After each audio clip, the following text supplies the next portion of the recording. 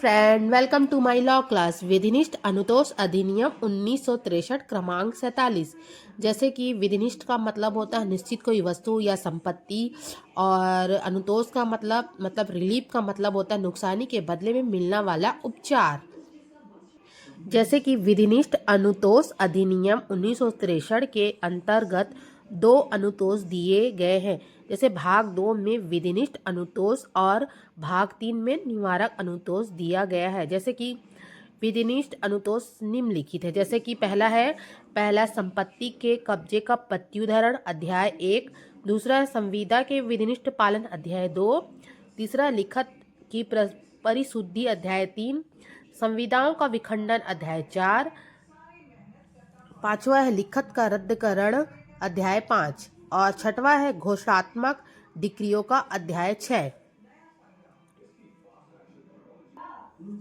जैसे कि भाग 3 निवारक अनुतोष जैसे कि निम्नलिखित है। पहला है व्यवदेश साधारण अध्याय 7 और दूसरा है शाश्वत व्यवदेश अध्याय 8। जैसे कि विधि के संदर्भ में अनुतोष का अर्थ ऐसे उपचार से है जो कोर्ट द्वारा वादकर्ताओं की स्वीकृत किया जाता है। जैसे आंग्ल विधि के अंदर दो प्रकार के रिलीफ होते हैं, एक विधिक रिलीफ और दूसरा सामयिक अनुतोष।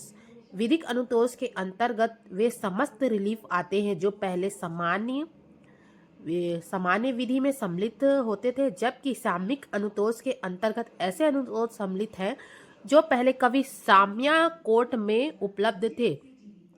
जैसे भारत में सामयिक अनुतोष विशिष्ट अनुतोष के रूप में जाना जाता था।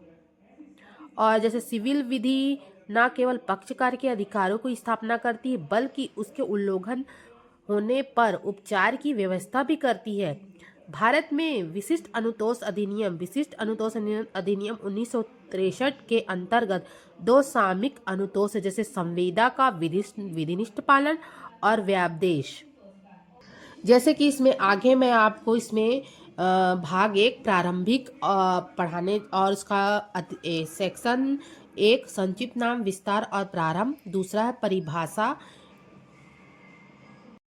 जैसे कि आप डायरेक्ट बेयर पे देखिए, संक्षिप्त धारा 1 संक्षिप्त नाम और विस्तार का प्रारंभ। जैसे कि पहला, इस अधिनियम में विधिनिष्ठ अनुतोष अधिनियम 1963 कहा जाता है। इसका विस्तार संपूर्ण भारत पर है। तीसरा है, यह उस तारीख को प्रवृत्त होगा जिसे केंद्रीय सरकार शासकीय राजपत्र अधिसूचना द्वारा नियत किया जाएगा। और जैसे हम इसका डेफिनेशन देखेंगे, धारा 2 परिभाषा, जिसमें कि परिभाषा में क्या क्या बताया, इस एक्ट में जब तक संदर्भ में अन्यथा अपेक्षित न हो। जैसे कि ए क्या बोल रहा है, बाध्यता के अंतर्गत विधि द्वारा प्रवर्तनीय हर एक कर्तव्य आता है, मतलब विधि के द्वारा इनफोर्सेबल हो वो एक कर्तव्य आता है। और दूसरा है बी व्यवस्थापन में, जैसे भारतीय उत्तराधिकार अधिनियम 1925 का 39 द्वारा यथा परिभाषित बिल अथवा कोड पत्र भिन्न ऐसे लिखित अभिप्रेत है जिसके द्वारा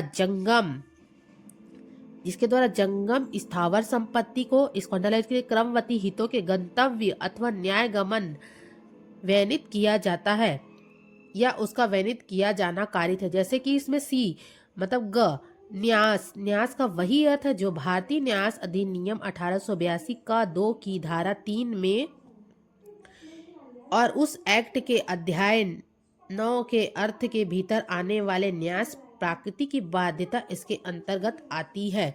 जैसे कि इसमें है डी क्या बोल रहा है, न्यासी क्या बोल रहा है, बेरट पे देखिए, अंतर्गत हर ऐसा व्यक्ति आता है, न्यासी के अंतर्गत ऐसा व्यक्ति आता है जो संपत्ति को न्यासता धारण किए होता। न्यासी मतलब ऐसा होता है कि जिसको पूरी प्रॉपर्टी सौंप दी जाती है, उसे ट्रस्टी कहा जाता है। और इसमें ई ऐसे अन्य शब्द और पद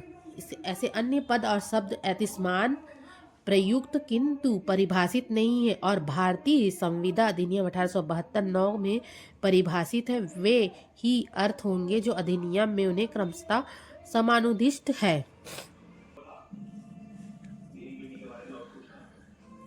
जैसे कि इसमें धारा 3 है, व्यावृत्तियाँ। व्यावृत्तियाँ सेविंग सेविंग एतिस्मान अन्यथा उपबंधित के सिवाय इस एक्ट की किसी भी बात से यह नहीं समझा जाएगा कि वह किसी पहला जैसे कि ए किसी व्यक्ति को विधिनिष्ठ पालन से भिन्न अनुतोष के किसी ऐसे अधिकार से जो वह किसी संविदा के अधीन रखता है वंचित करती है। जैसे हाँ, और इसका बी क्या बोल रहा है, ख दस्तावेज पर भारतीय रजिस्ट्रीकरण अधिनियम 1908 16 के प्रवर्तन को प्रभाव डालती है।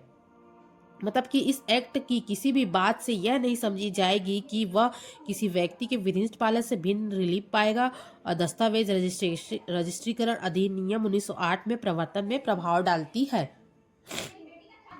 जैसे कि इसका सेक्शन 4 बहुत ही एमपी है और इसमें प्री के क्वेश्चन भी बनते हैं और बहुत बार क्वेश्चन पूछे जा चुके हैं प्री में, इसलिए आप इसको अच्छे से पढ़िए। बहुत इजी क्वेश्चन पूछता है, इसका सेक्शन पूछ देता है, और जैसे ये अंदर का है उसको भी पूछेगा और फिर सेक्शन पूछता है। जैसे कि धारा 4 में विधिनिष्ठ अनुतोष का व्यक्तिगत सिविल अधिकार के प्रवर्तन के लिए अनुदत्त किया जाना दंड विधियों के प्रवर्तन के लिए नहीं है। विधिनिष्ठ अनुतोष व्यक्तिगत सिविल अधिकारों के प्रवर्तन के प्रयोजन के लिए ही अनुदत्त किया जाता है।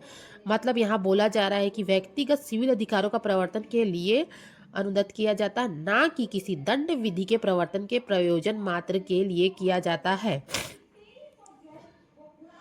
प्लीज़ मेरे चैनल को लाइक कीजिए, सब्सक्राइब कीजिए, फॉलो कीजिए। Thank you.